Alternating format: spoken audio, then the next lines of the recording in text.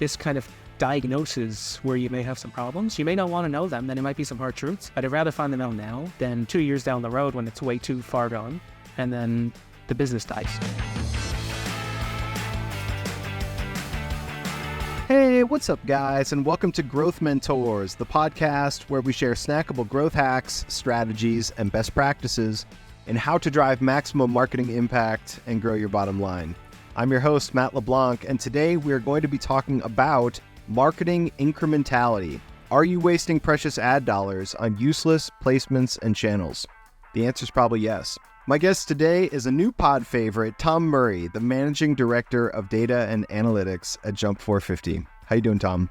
Good to be back for the third time. Good to see you, Tom. Tom, we already know how experienced you are. Tom has worked in marketing for over 12 years with some of the biggest brands in the world. Today, we're talking about marketing incrementality. Why don't you just take us right in and tell us what that is? It's probably the biggest buzzword of 2024 when it comes to marketing and data, and you're going to keep hearing about it until you start doing it. But basically, in a nutshell, it's measuring what percentage of your conversions that you're seeing on your ad platforms are actually going to be happening due to the media you're running, compared to what percent of them would have happened regardless, or had you not spent any money at all. And this seems important to talk about. Well, you could tell us why it's important to talk about, but I do feel like so many people get so sort of like amped up on the offense. What channels do I need to be running on? Where do I need to be, spending these ad dollars? That marketing incrementality is actually talking about like exercising restraint. It's actually going like your best effort might be turning this channel off, which is maybe sort of an unpopular way to think about things, but. So as an agency, we're going to be incentivized a lot of times to spend more money, but a lot of times incrementality will tell you to probably spend less because it's going to help you find the waste that you may or may not know is happening across not just one channel, but maybe all of your channels, right? Not all of your channels may be incremental. Part of your channels may be incremental. Some might not be. So the real goal can actually tell you what is actually driving performance by kind of creating a causal link between things. You've probably heard, correlation does not equal causation.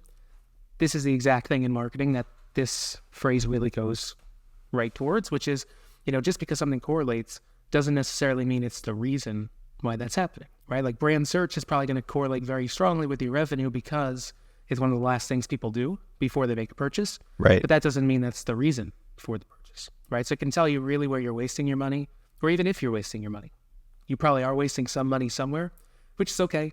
I've always said like targeted waste is okay because sometimes you need to give the ad platform some waste so it knows where not to fish anymore, right? Like if you only tell it to go X, Y, and Z in these places, and it doesn't even know to explore other places, it doesn't realize what to do, right? It's kind of like when you're a kid. Oh, should I touch that stove? No, but sometimes you have to touch the stove to know it's hot, to know not to do that again, right? So incrementality testing can kind of be the hand on the stove moment. I see. Can you give us like a scenario of a channel that might be taking credit, or a channel or a placement that might be taking credit for something? You gave me a Criteo example before that I felt like really sort of put a point on this. Yeah, this is probably the best example I have of it, which is a couple years ago, a client of ours was running both Facebook retargeting and a lot of Criteo retargeting. So if you don't know what Criteo retargeting is, it's very dynamic, it's feed-based, no different than when you're running a Facebook dynamic product ad. And it's basically when you click on that mattress to go view it, and the next thing you know, you get mattress ads on every single website you go to. A lot of times it's from Criteo, it could be from GDN, Trade Desk, a lot of different places, but in this case it was from Criteo. And a client of ours actually had to lower their budget for a month, and they told me to pause the Criteo campaigns for that month. The problem is they told it to me the night before the month started. So I got the message in the morning around 7 a.m. and I paused the campaign from Criteo after 7 hours of spend. By the end of the month, which is how long the attribution window was, it was 30-day attribution window. By the end of the month, the Criteo claiming of credit was almost the exact amount of revenue that the Facebook retargeting took as credit. But Criteo wasn't live the entire month. All it did was send out a bunch of impressions for 7 hours while most people are asleep.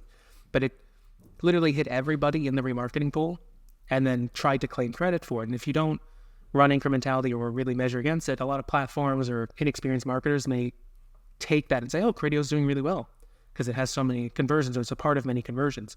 But in reality, in this case, it spent literally pennies. And by the end of the month, it had hundreds of thousands of dollars of revenue attributed to those campaigns that ran for just 7 hours. So in reality, we found that we didn't actually need the Criteo retargeting because you're already doing it somewhere else. Like you're already retargeting in a lot of places, whether you know it or not, or if you're trying to or not. So we actually could save that money and then reinvest it into other places, other channels, or brands could profit it, put it right back in the pocket.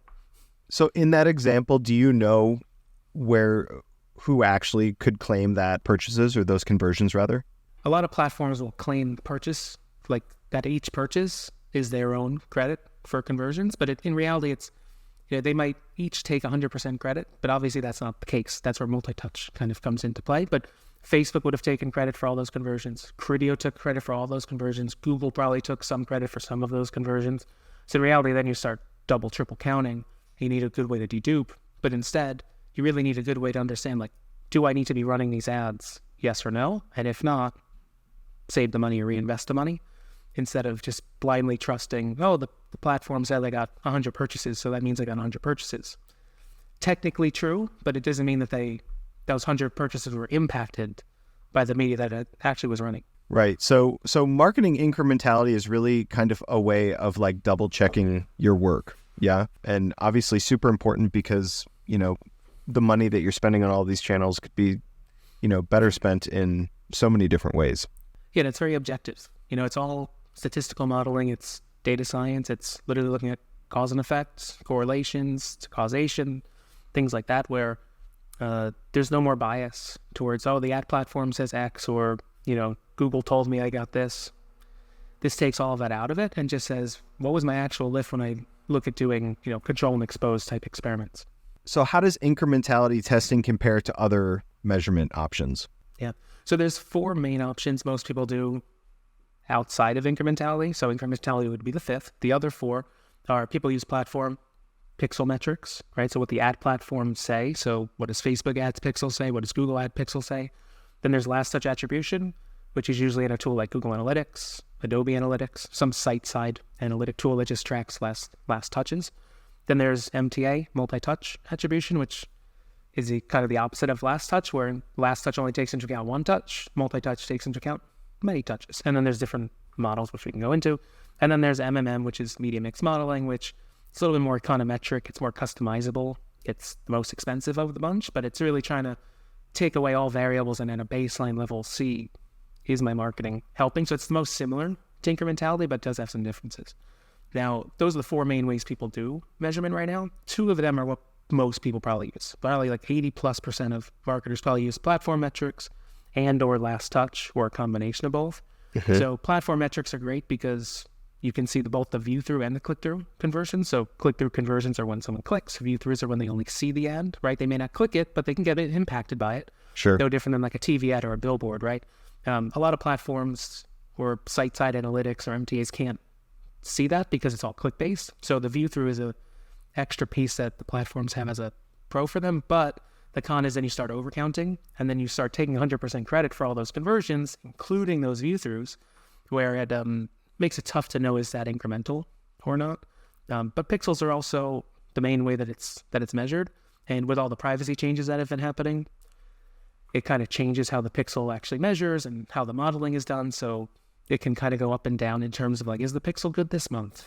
Is it bad this month? Or did Apple make a change that caused an issue that then the platforms have to like re-optimize and remodel how they count their pixel conversion? So it's the most used.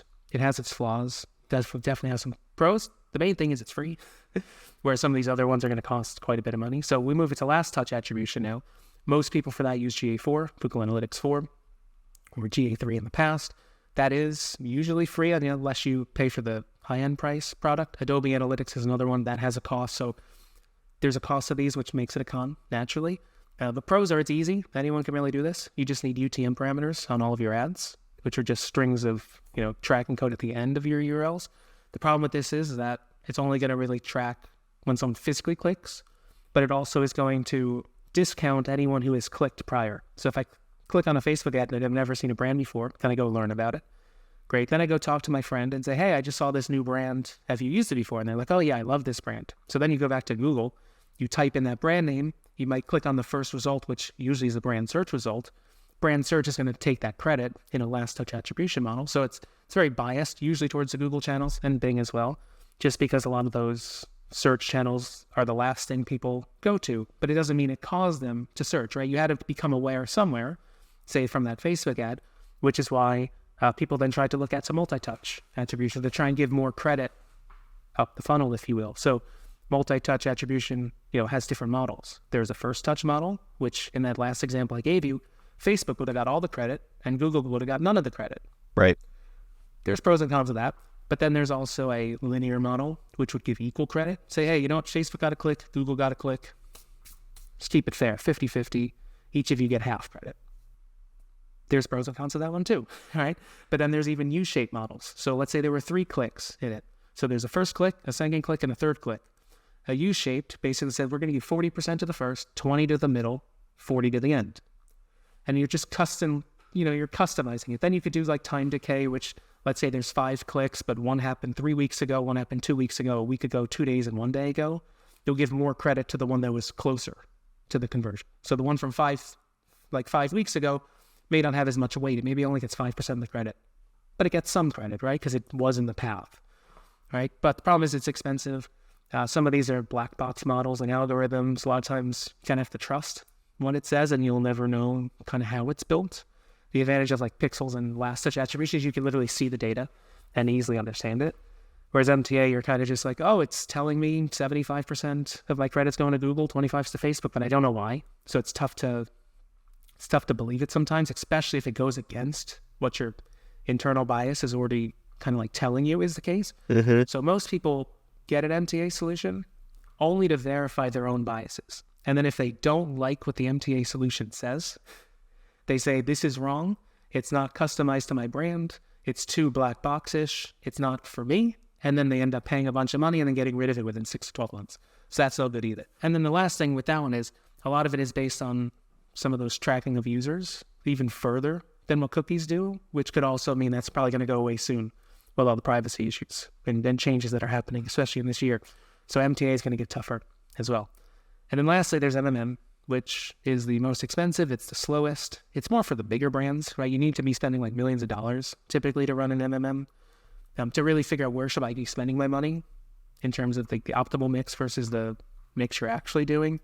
But it's just really slow and not all brands can make it work and it's not for every brand. So if you're a smaller brand, if you're spending, a couple $100,000 a month, even $500,000 a month, you may not have enough data to do this. You even need years of data as well because a lot of seasonality goes into it as well. So it's just tougher. Not all brands can do it, whereas all brands can usually do one of the first 3. So those are the 4 main ways that people do a lot of their measurement. I would argue, though, like most people who are on platform and last touch, they're most likely going to try and find an MTA or an MMM because they've heard that's better. They probably should start with an incrementality instead to understand, am I even spending in good places? Because incrementality, you can set it up fairly easily, which we'll go into in a minute, but also you can get your results much faster. Yeah. And you could trust them a little bit more because of the methodology of how the test is actually comprised. Tom, anecdotally, how much more do you think you could trust incrementality more so than the other ways? Well, it depends how many times you do the incrementality. So if you do it only once, it's my baseball coach a long time ago said, if we did something really well one time, he's like, let's try it again to make sure that wasn't a mistake. So you need to do these things multiple times to make sure it's good. I had a case where one of my old brands, from like 10 years ago, they ran a incrementality test actually a long time ago to figure out how incremental their display media was. But they ran that test 6 years before it came to me, right? So when I became one of the managers on their brand, they said 6 years ago we ran a study. And so they've been using that number for those 6 past years. Okay. And I was like, you never thought to retest that? Like, there could have been so many variables when you only run one time. Right. So because of that, if you run your incrementality enough and constantly, it's going to be leaps and bounds better. Like I'd argue like logarithmically better in terms of how many times better it is, right? So like 10x or 100x better than what the pixels show. A lot of these will overcount and really guide you in the wrong direction. And in reality, the pixels are only good for like, an agency or brand that wants to like say they're getting certain performance on a certain channel. When in reality, you should really be focusing on how's my business doing? And incrementality helps make sure you make good business decisions because you're not be wasting money. Whereas a lot of times when you're just running Facebook ads or Google ads or any kind of ad, you see good performance, you're like, oh, let me keep spending there. When in reality, maybe it's not actually incremental. So it's definitely, light years better than platform metrics and last touch. It's just harder to do. So the higher the barrier to entry, the fewer people do it. But that also gives room for arbitrage for people that are actually trying to, make successful businesses. So there's a bunch of people wasting a bunch of money. You could use this to actually, keep your business in play long enough that maybe your competitors actually start failing because they keep spending on the wrong spot. And then you can just jump in and take their market share at a much lower rate in the future. Sure. So are you saying that incrementality is actually, it's a heavier lift than using some of the other devices? Yeah, it's heavier than platform metrics and last touch, because those you can pretty much measure right out of the box. Once you have your pixel set up or once you have your UTM tracking, you'll see data like tomorrow and you'll see it. The problem is not all data is good data, right? Just because we can see it, just because we can kind of measure it doesn't make it good. So while we can see it quicker, that doesn't necessarily make it better. I don't want it to take a year or 2 years like an MMM may take, but like incrementality testing, you can do over a couple of months to get your result. Or honestly, depending on how much you're spending, you can get away within a couple of weeks potentially, and then see your results and then retest it. So you could retest it a few times in a year and feel confident. So it's not a like a get rich quick scheme. You're not going to get your answer tomorrow, but you'll know much sooner than some of the other options. Well, it's also like you said before, the problematic human psychology piece of it is, all of the data is bad if it doesn't only confirm what I already want to believe, right? Honestly, we have so much data, right? So it's very easy to find 3 points of data in any data set that supports your case. Even if you see 7 things that are against your case, you can find the 3 that make your case sound smart and sound correct. Just go with that and don't even share the other 7, because then you're kind of banking on the fact that no one's probably going to see those other 7 unless they dive really deep in there. So you could paint your story with the 3 that tell your case, and you forget about the other 7, just to like, oh, you know what?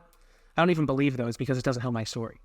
And that's not a good way to go about it, right? But a lot of people do that, whether it's marketers, agencies, I've seen clients do it too. Like everyone's guilty of it at some point. So my goal on the reporting side is how can we take the bias out of this? How do we add more data science into it and make it just more sound and statistically sound?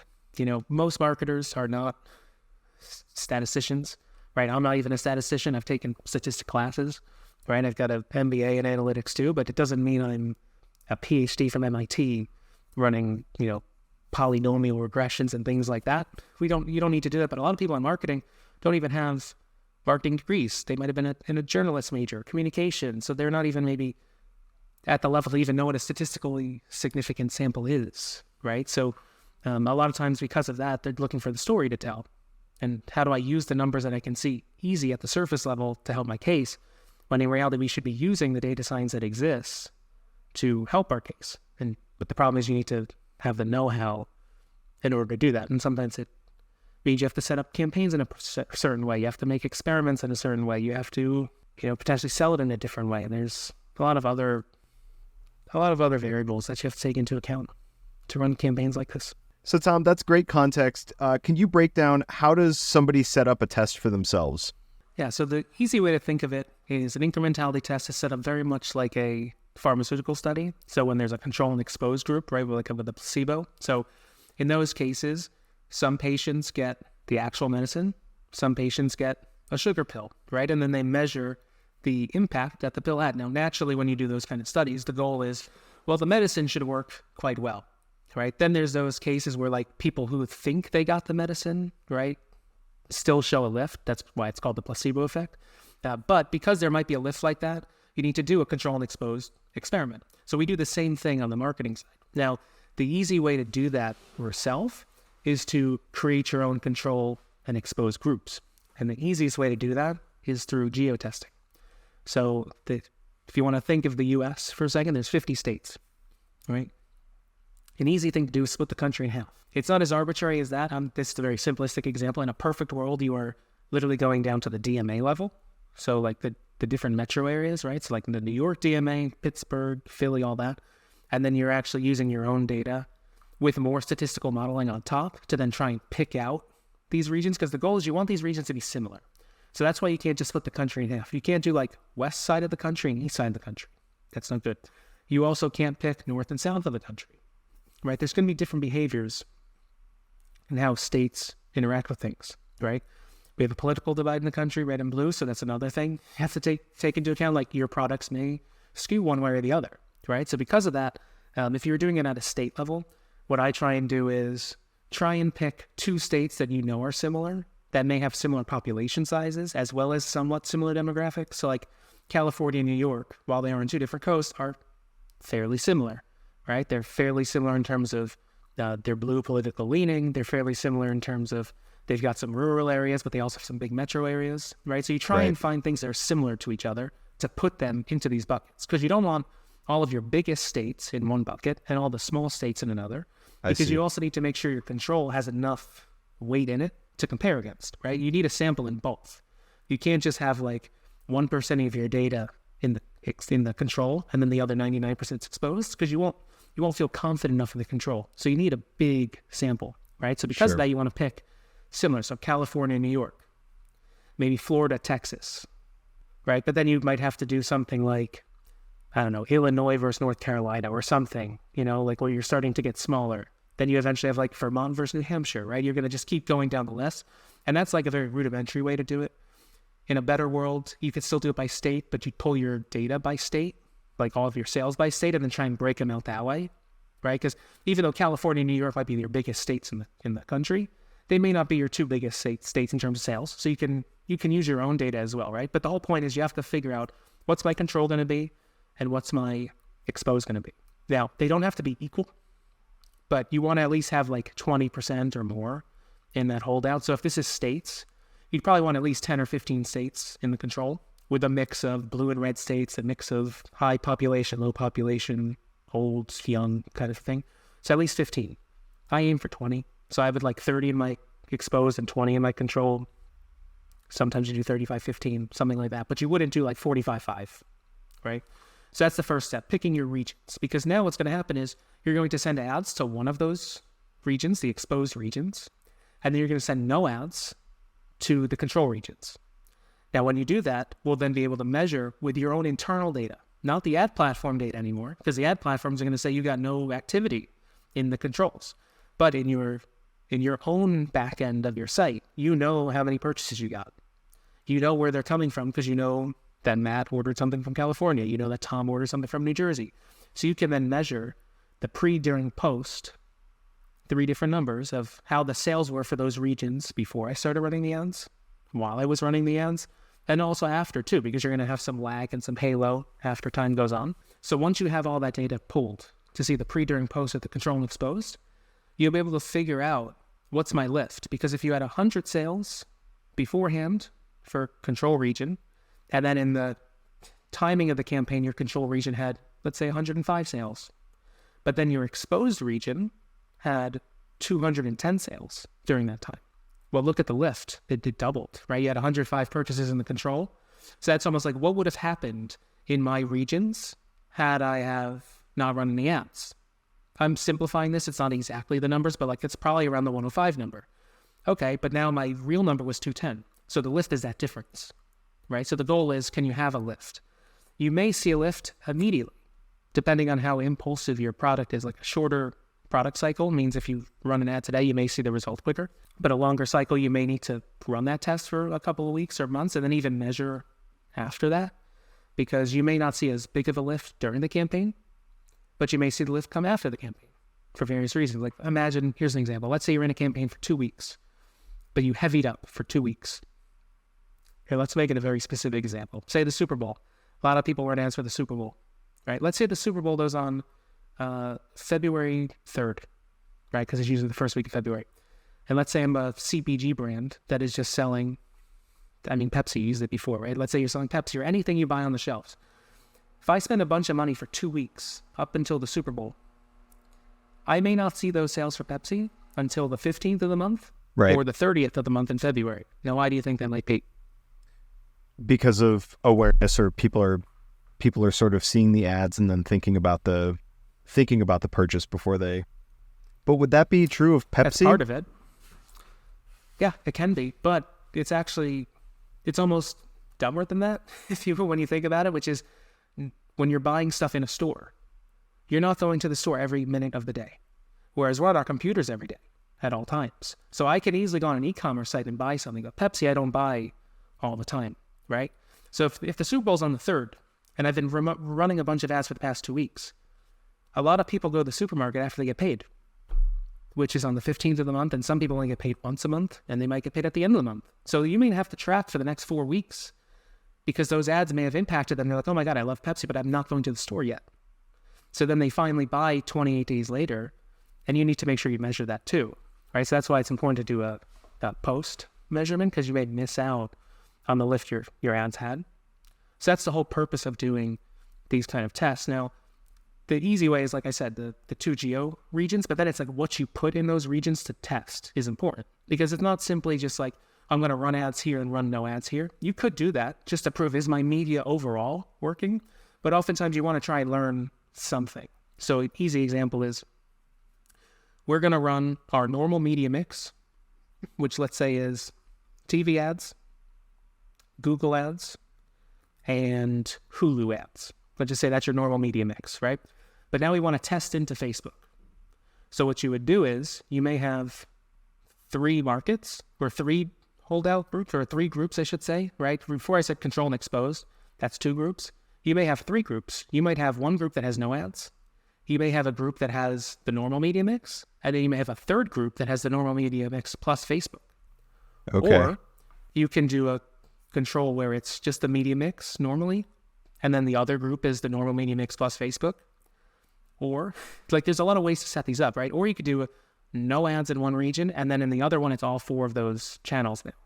I'd probably stick with the first or second, depending on how much budget you have. But, like, there's a lot of ways to skin this cat. There's probably some wrong ways to do it, but as long as you make sure the tests are set up in a way where you're creating mutually exclusive groups that are different in some element, usually you only want to change one variable, though, then you can prove, because you'll be able to see, what did the control region do?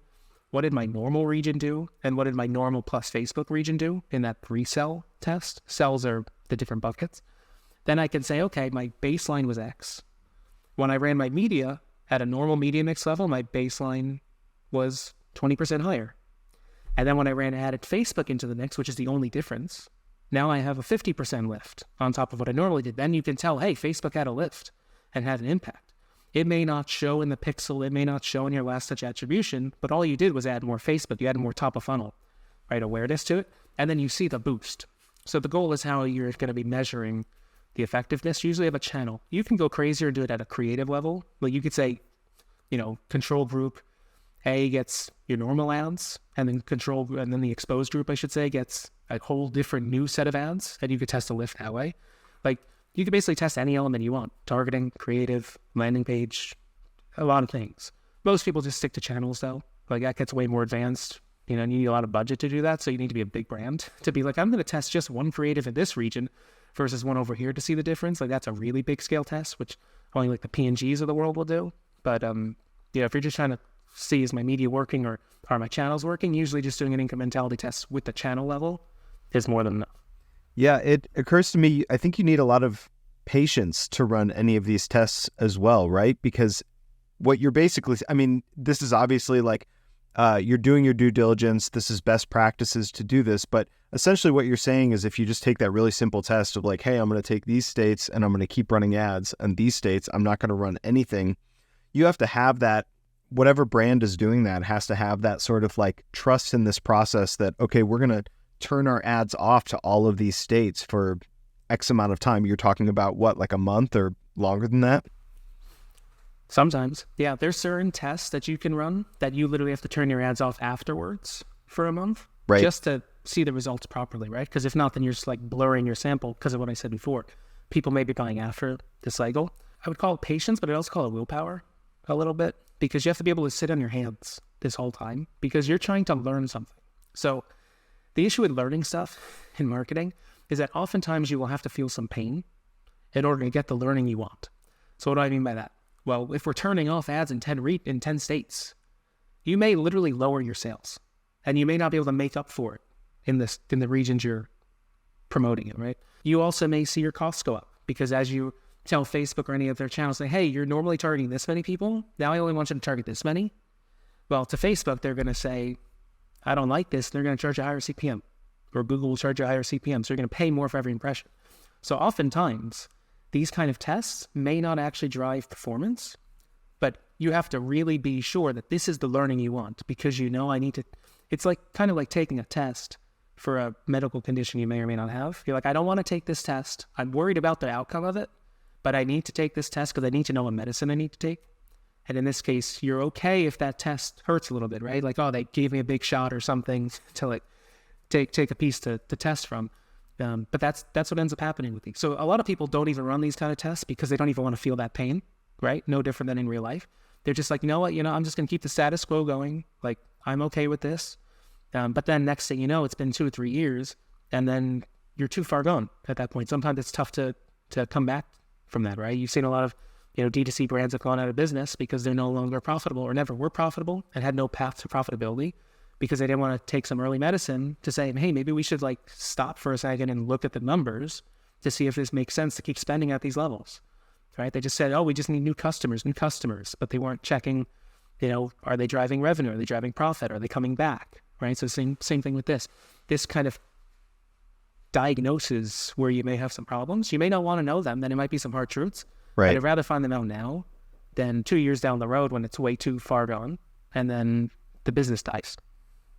Right. I mean, so with that said, let's just be honest about kind of what the situation is then, because a lot of people that are going to be hearing this, they want to see their performance go up. It's human psychology that, we lots of times we want to sort of ignore the things that are hurting us and just kind of keep the status quo and that kind of thing. So is this sort of mission or this episode that we're kind of talking about here, this is, if you are listening to this and you're thinking this is what we need, then you are a maverick on your team. You're the one that's going to go in and shake everything up and go, I think we need some marketing incrementality testing because something isn't working here.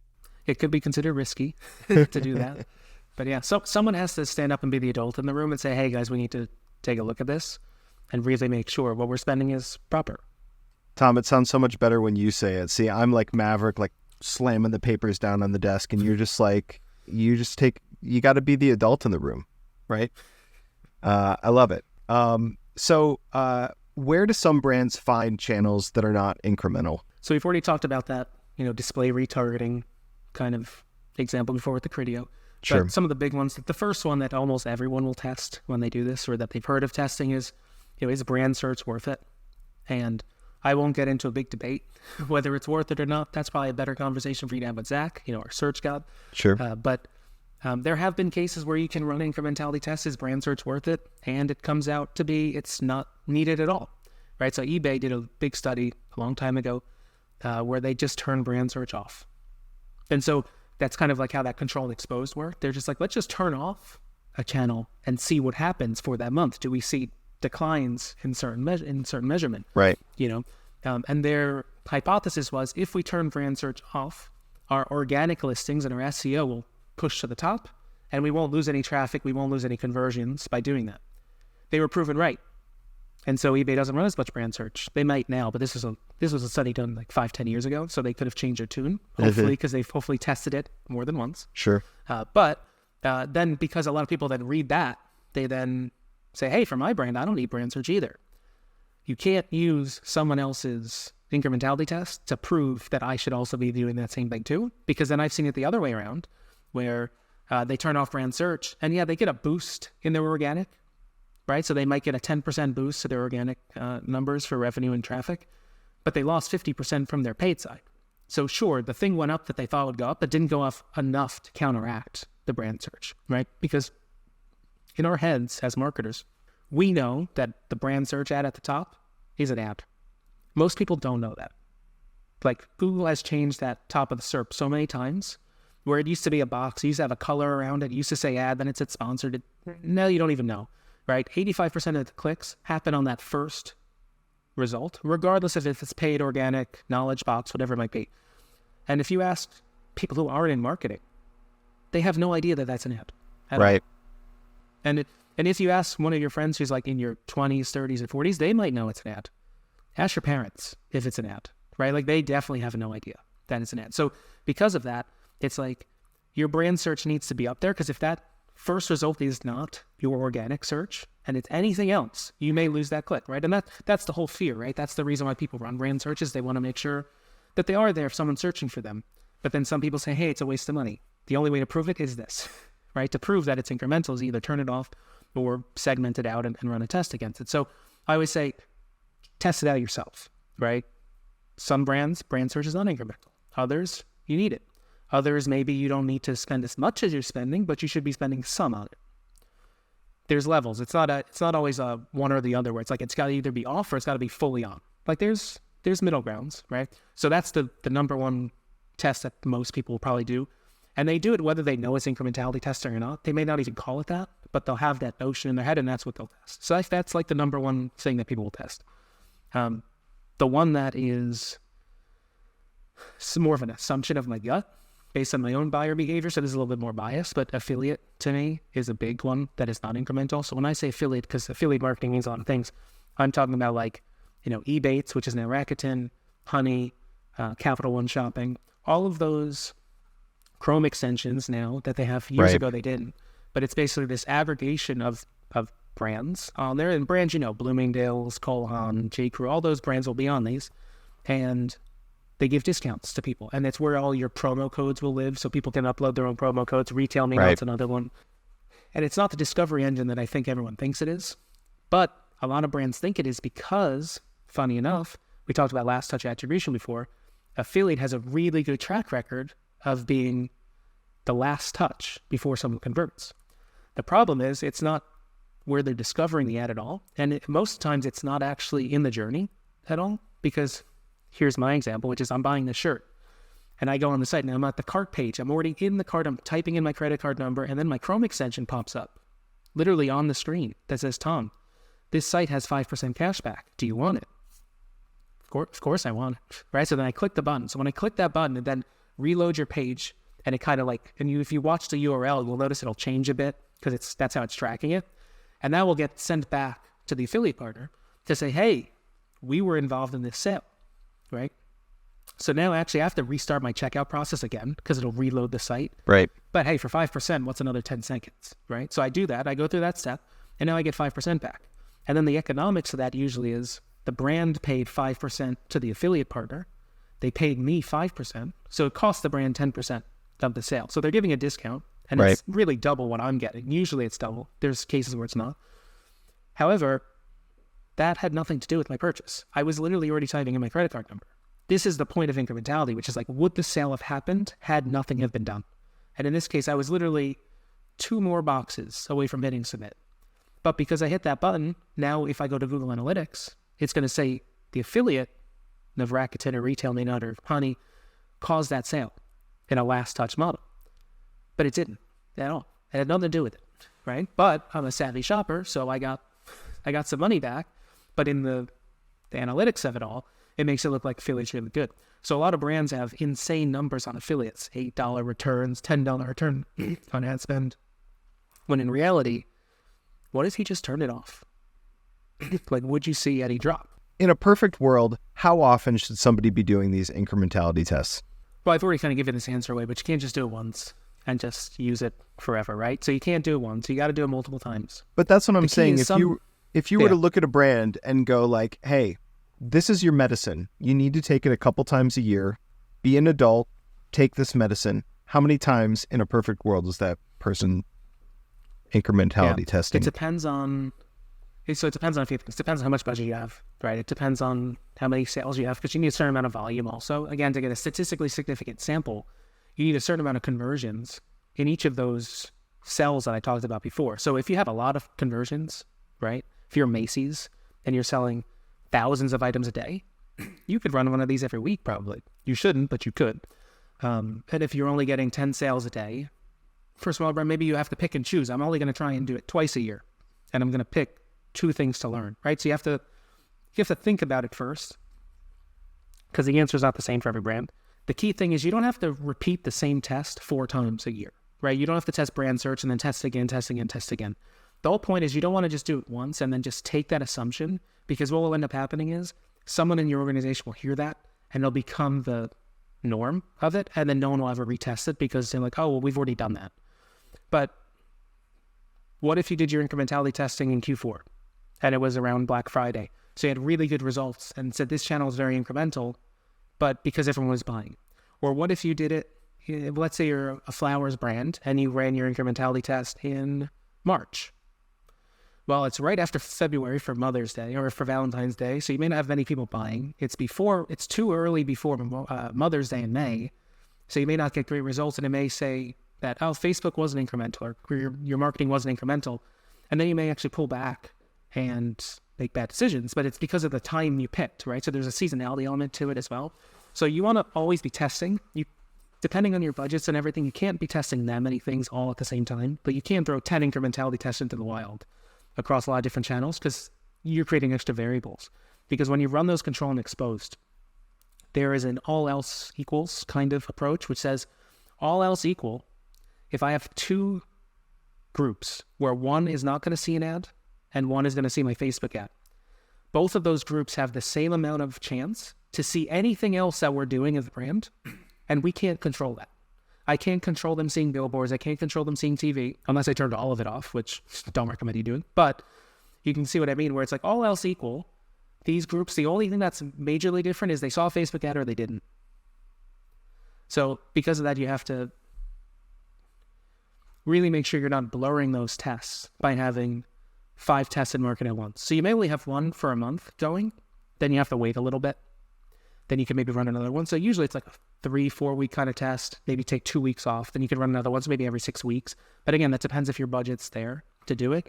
So even if somebody's doing it every 6 weeks, you're only looking at like what, 9 in a year, 9 or 10 in a year, nothing crazy, maybe 8. 9 or 10 constantly doing. You're saying 9 or 10 incrementality tests in a year? At a max, probably. Like that's most way more than I was thinking. That's okay. Once a quarter, maybe. That depends, though, if you have enough budget to do it and you have enough sales to do it. So again, if you're Macy's, right, who has hundreds of thousands of products, I'm not you can Macy's, do it more frequently. I'm not Macy's. Yeah, I'm like a mid-level. I'm like a mid-level like e-commerce company. I've got like a bit of a following, but I'm trying to scale up. I'm trying to grow my base. And for you to say 9 or 10 times a year, honestly, just trying to like cut through it, I think that when I really hear about kind of like what these tests could do to my performance, I'm probably going to this in an emergency scenario where I think like something's going on. I need to figure out like where these sales are actually coming from.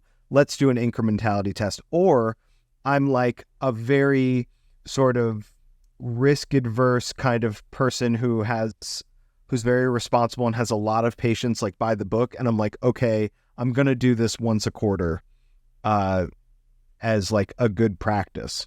Do you think that's fair to say?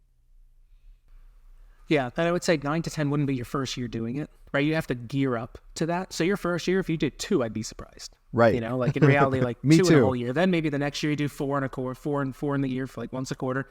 And then eventually you can get in the groove and do more of these, because at that point you may also need less data as the models learn more and more. You may not have to give it as much as it learns.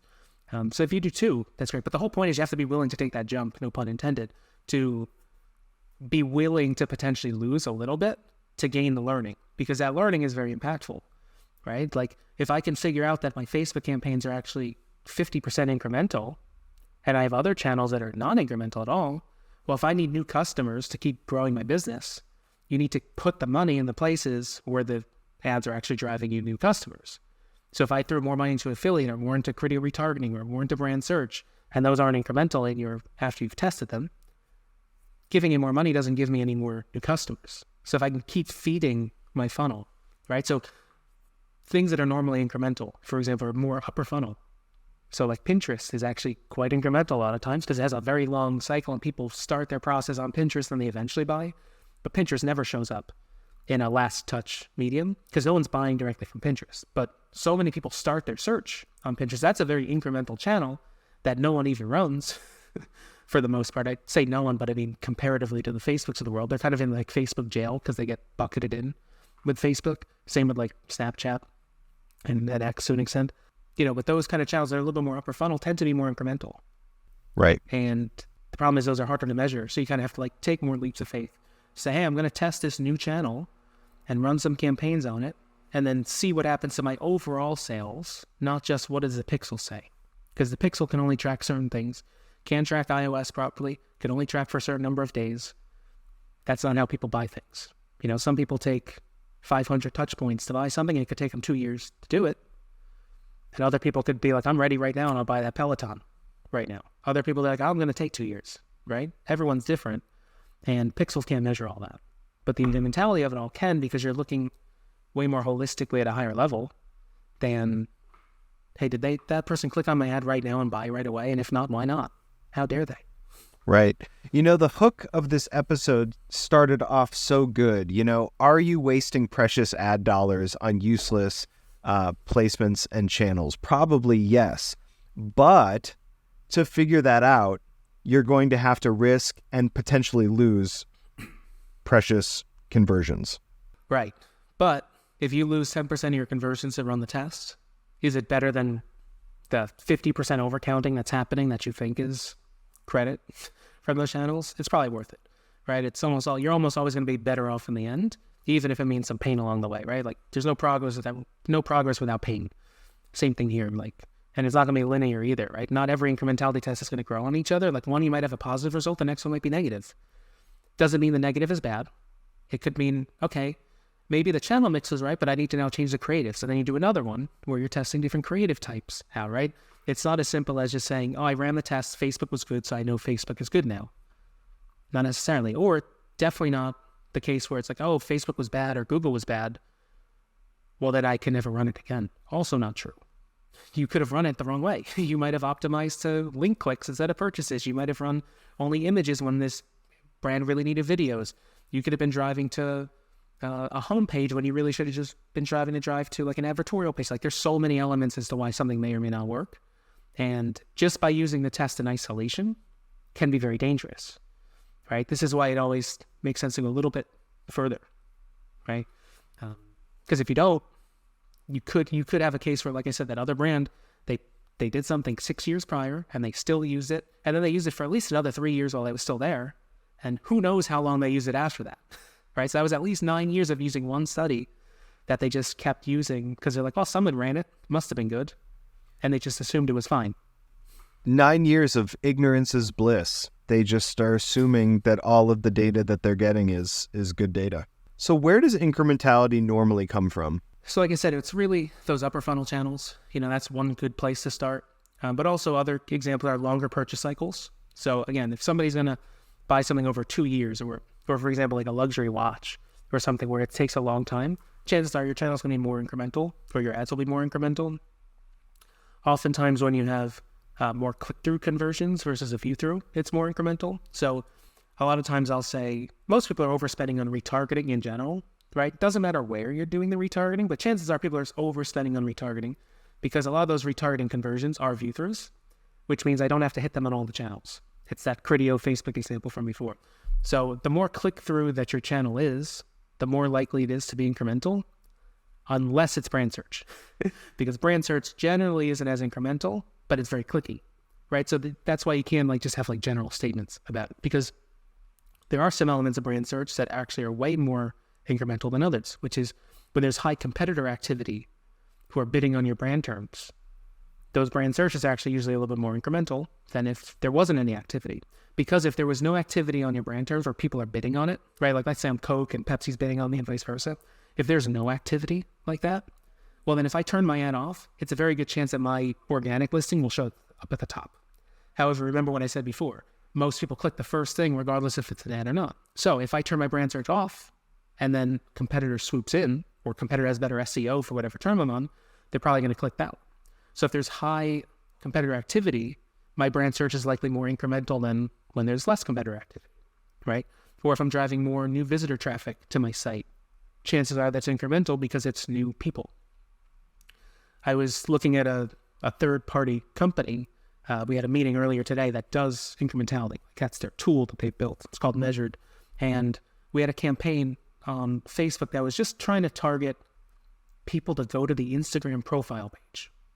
Now, it's not a campaign optimized for conversions or anything like that, but this campaign was 100% incremental for the purchases that it did eventually drive, which is crazy. But in the grand scheme of things, it actually kind of makes sense because those people, when we're optimizing for people to try and go to an Instagram page, those people are never the people you're targeting in your conversion campaigns. So those are all net new people you've probably never reached with an ad before because you're optimizing a different way. So now I'm basically fishing in a whole nother part of the pond that I've been neglecting for years. And when you do that, that's a very incremental activity because it's a brand new audience you've never tapped into, right? So whenever you go to new channels or new audiences or new types of audiences, so like if a client was mainly female focused and now they're going into the male arena, let's say, and then they go run ads on like ESPN, that could be very incremental because they've only been targeting females before for the most part, right? So where you run your media can also be incremental, and also parts of channels can be incremental while parts of channels may not be incremental, right? Like on Facebook, optimizing a different way may be incremental because it's a brand new audience, whereas retargeting the same people over and over again may not be incremental, right? So you can't always even just say, hey, Facebook is incremental or Facebook isn't. Parts of it will be and parts of it won't be. That's the point of these tests, to figure out, okay, I know I have some waste somewhere, but I don't know where it is. And I need to find out because I could save some money. Then I can use that money to reinvest in the places that I know are incremental. I can reinvest into new channel testing. I can reinvest it into more resources for the team. I could reinvest it in more agency services if they're working with an agency. I could use it to build more landing pages. I could use it to do more product development, R&D. You could just call it profit. There are so many things you can do with that money that you save instead of just spending in places that appear to the naked eye that they're performing, when in reality, they're probably not. Excellent, Tom. Well, so much great information today. Just to kind of wrap us out, can you tell us, for anybody who's very interested in this and looking to maybe like scale up in this area, are there any advanced tools that exist for people to try? Yeah, so, you can do it yourself, right? Like I told you, you can do those kind of geo tests and try and set up your own experiment. The ad platforms have their own kind of tools to do this. It's like Facebook has a tool, Google has a tool that you could do like a conversion lift study where they'll create these holdouts for you, so the control and exposed. But then you're letting the channels do their own homework, which if you learned anything about what I've said before, there's a lot of bias that goes into it. So Facebook running their own conversion lift test is biased to show that they had a lift, right? So it's like, can you really trust that? So I prefer, for any kind of measurement, go third party at that point. So there are some tools. So I mentioned one of them, Measured, before. That's one of them. And then there's also House.io, Haus. And they're both teams of data scientists, basically, that have created a much more kind of like a SaaS kind of tool that you can go on. And actually, it's got a very nice visual interface. It costs money, right? Because it is a third-party tool. Naturally, it's going to add another tool to your tech stack. But those kind of clients, or tools, I should say, are helpful for clients because they help them figure out what those tests are. They help them take their medicine. They can help them sell that medicine was good to take to the stakeholders that may not want to take the medicine, right? Because that's oftentimes, you may have some brand managers that are really gung-ho about doing incrementality, but then they can't sell it to the higher ups, or they can't say why it's important, or, hey, you need to take this leap of faith with me. And that's tougher. So they can help you do that. Right. However, those kind of tools are great when it's tool, like House or Measured, plus agency as like a consulting liaison between the two. Mm-hmm. Because a lot of times the agency will have to be the ones to actually implement a lot of the changes or use the tools. Because a lot of these incrementality tools can actually also help you scenario plan a little bit. Say, what if I did this? What if I spent this instead once it gets these results? Because you can then use the results to say what's going to happen in the future. So you need somebody to actually go into those tools to do it.